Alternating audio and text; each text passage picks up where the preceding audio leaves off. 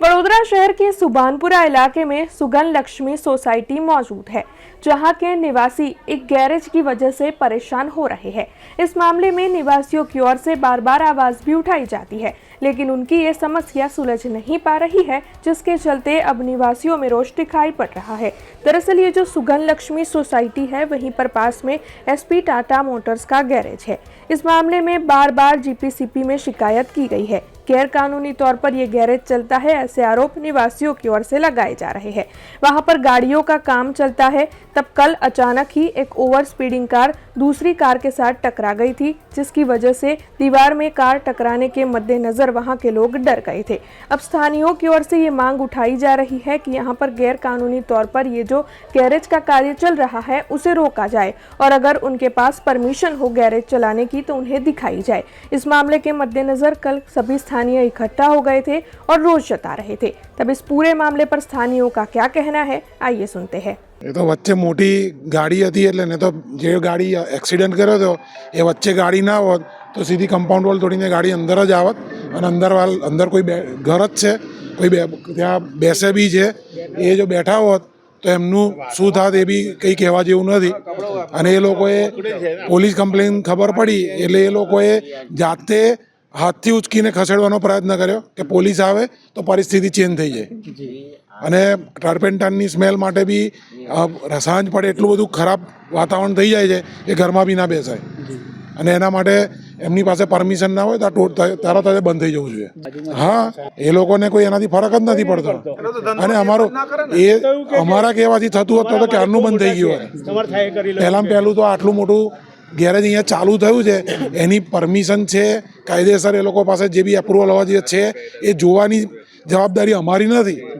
એ તો જે સરકારી ખાતાવાળા હોય ને એમણે જોવાનું હોય, એ લોકો જોવા નથી આવતા। એનું કારણ શું, એ તો એ બધા સમજે છે, સેટલમેન્ટ જ થઈ જાય છે, કારણ કે એ જોતા નથી।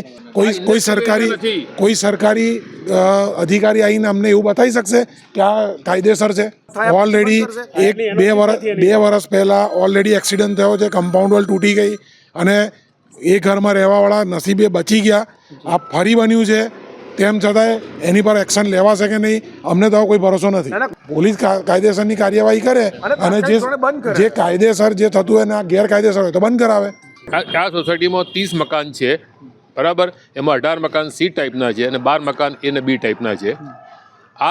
આના પહેલાં બી અહીંયા ગેરેજ હતું જ, પણ એ નીકળી નહીં થઈ, રાણીપ લઈ ગયા, રાણીપ ક્યાં રણોલી લઈ ગયા।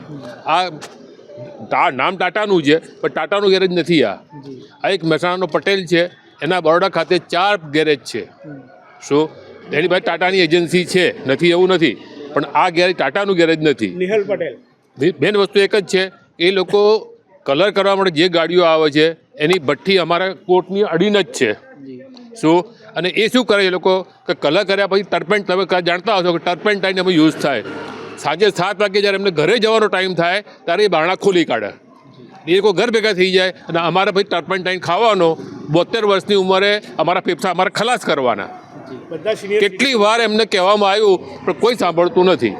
આ ભાઈએ ઓલરેડી કોર્ટમાં કેસ દાખલ કર્યો, કલેક્ટરને મળી આવ્યા, બધાને મળ્યા, જીપીસીબીની કોઈ એમની પાસે એપ્રુવલ છે નહીં, છતાં બી એ લોકો પેન્ટિંગ કરીને, અને એક્ઝેક્ટલી તમે જુઓ તો જો ચેક કરવા આવો તો આવો 6:30 થી 7માં જ્યારે એમને ઘરે જવાનો ટાઈમ થાય ને ત્યારે જે એમની જે ઓન છે, જેને ઓન કહેવામાં આવે છે, કે જેમાં કલર કરવામાં આવે છે, એમાં ટર્પેન્ટાઇન મેક્સિમમ યુઝ થાય, અને એ પછી 6:30 થી 7ની વચ્ચે ઘેર જતાં પહેલાં એ ખોલી કાઢવાનું, પછી એની જે ઉડીને જે આવવું હોય સોસાયટીવાળા મરે। 24 કલાક એમનો અવાજ આવતો હોય છે, અને એટલો બધો તીણો અવાજ આવે છે, નોઇઝ પોલ્યુશન, બપોરે ઊંઘવા નથી દેતા કોઈને।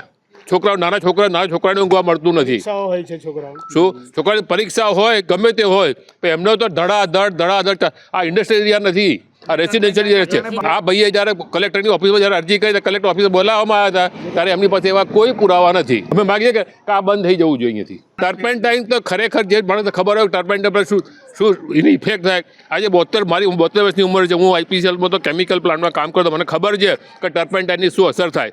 એ જ આ બધા તાત્કાલિક ધોરણે તારે ધંધો કરો ના પડે। ઘરે તો સામે ગેરેજ છે, નથી શક્તિ ગેરેજવાળો છે સામે ગેરેજ, પણ કોઈ અવાજ નથી એનો। સામે શક્તિ ગેરેજ છે, નથી એવું નથી, પણ એ કેટલા વર્ષોથી છે, પણ કોઈ કમ્પ્લેન સામે નથી આવી।